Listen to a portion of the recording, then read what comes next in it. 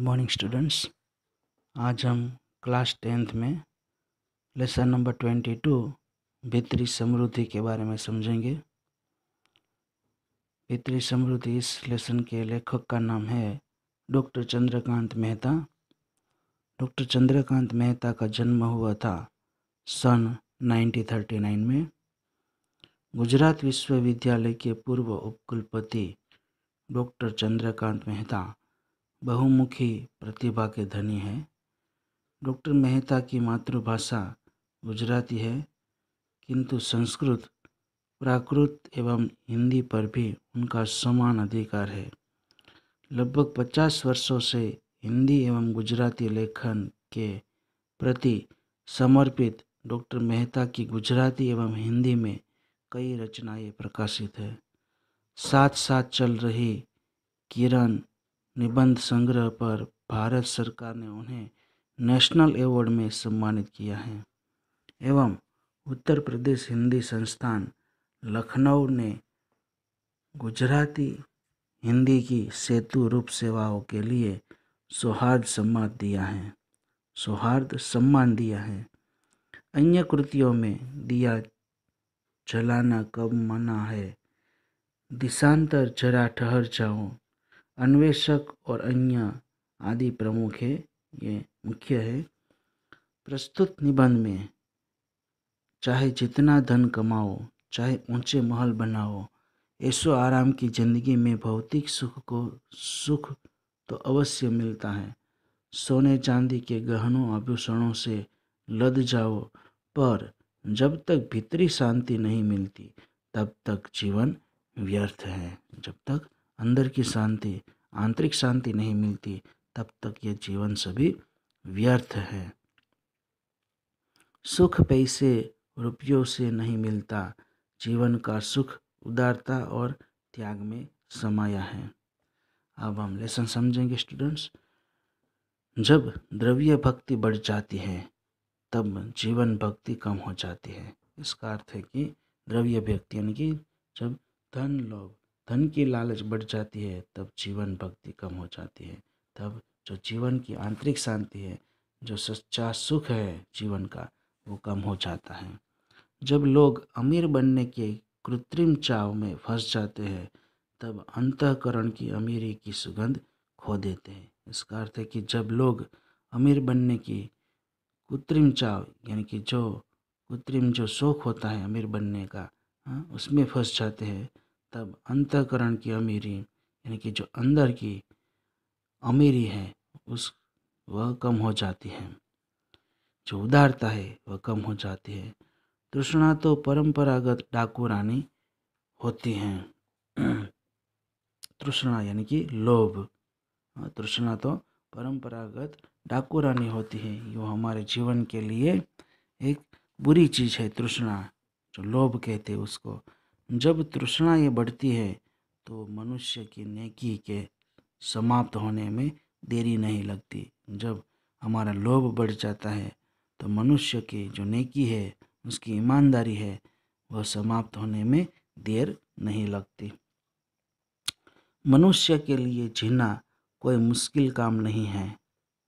मनुष्य के लिए जीना कोई मुश्किल काम नहीं है, हाँ, पर पवित्रता पूर्वक जीना अवश्य ही मुश्किल है। परंतु पवित्रता से जीना बहुत मुश्किल काम अवश्य है।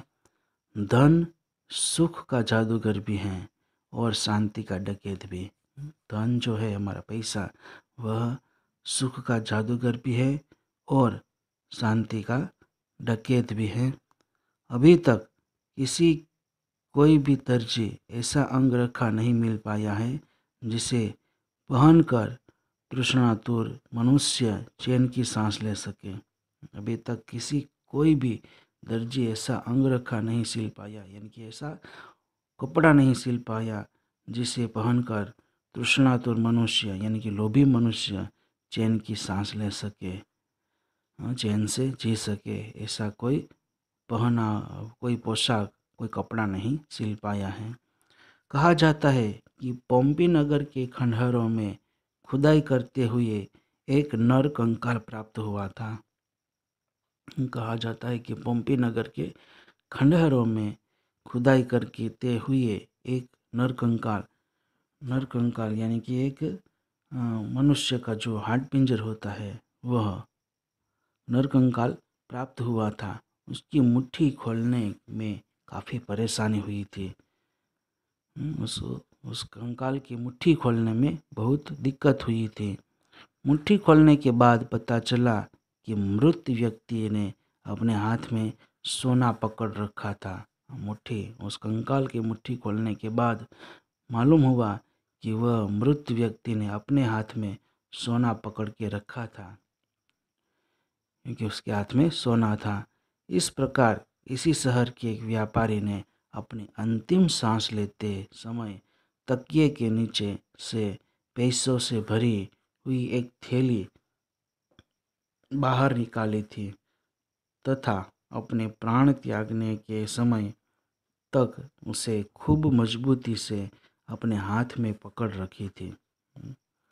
इसी प्रकार इसी शहर के एक व्यापारी ने अपनी अंतिम सांस लेते समय तकिए के नीचे से पैसों से भरी हुई एक थैली बाहर निकाली थी तथा अपने प्राण त्यागने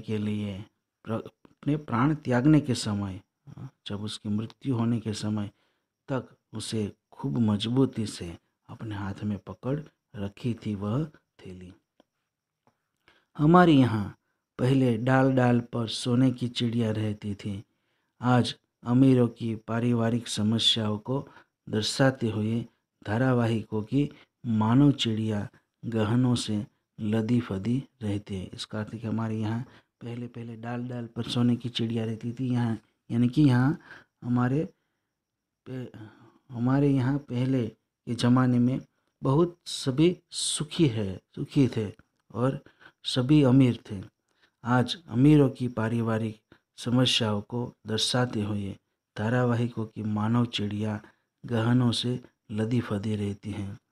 घर के भीतर गहनों से सजी सवरी और खूब महंगी साड़ियों में रोब से घूमती अभिमानी स्त्रियां संस्कारिता की धज्जियां उड़ाती हुई बेहूदे षड्यंत्रों में संलग्न रहती हैं। यानी कि घर के भीतर गहनों से जो सजी सवरी जो और खूब महंगी साड़ियों में जो रोब से घूमती अभिमानियाँ जो स्त्री है वह संस्कारिता की धज्जियां उड़ाती है। यानी कि उसमें संस्कार नहीं होते,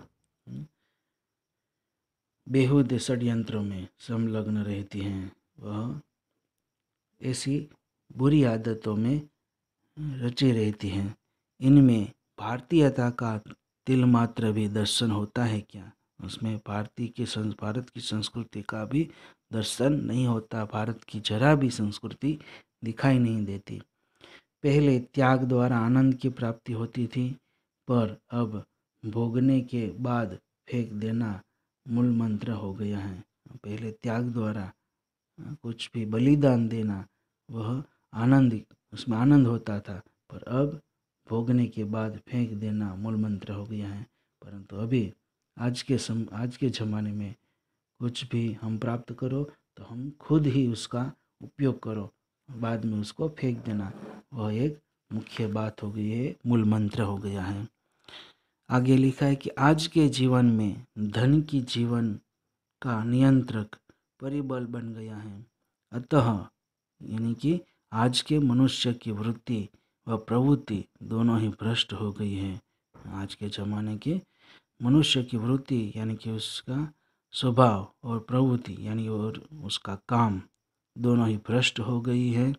सब कुछ भ्रष्ट हो गया है, इनकी बुरा हो गया है। उसका व्यवहार, उसका वर्तन, सब कुछ अमीर को और अधिक अमीर बनने के लिए धन की प्यास है, जबकि गरीब को अपना तन ढकने के लिए रुपयों की ज़रूरत है। यहाँ लिखा है कि अमीर को और अधिक अमीर बनने के लिए धन की प्यास है, लोभ है पैसों का कि मैं और अमीर बनूं, ऐसा अमीरों को लालच है। जबकि गरीब को अपना शरीर ढकने के लिए रुपयों की ज़रूरत है, कपड़ों की ज़रूरत है। गरीब स्वयं खून पसीना एक करके धन कमाता है, जबकि अमीर दूसरों को उल्लू बनाकर धन कमाता है। यहाँ लिखा है कि गरीब स्वयं खून पसीना करके बहुत मेहनत करके धन कमाता है थोड़ा सा, जबकि अमीर है वह दूसरों को उल्लू बनाकर बहुत धन कमाता है। यदि गरीब अपने गहने को संभाल सके तो उसका गहना तो केवल स्वाभिमान ही है। यदि गरीब अपने गहने को, अपने गहने यानी कि ज्वेलरी को संभाल सके तो उसका गहना तो केवल स्वाभिमान ही है।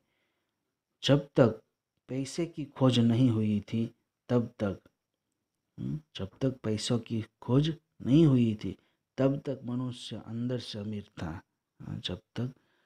जब पैसों की खोज नहीं हुई थी तब तक मनुष्य अंदर से अमीर था। एक लेखक के शब्द ध्यान देने योग्य है। एक लेखक के शब्द है वो समझने जैसे है।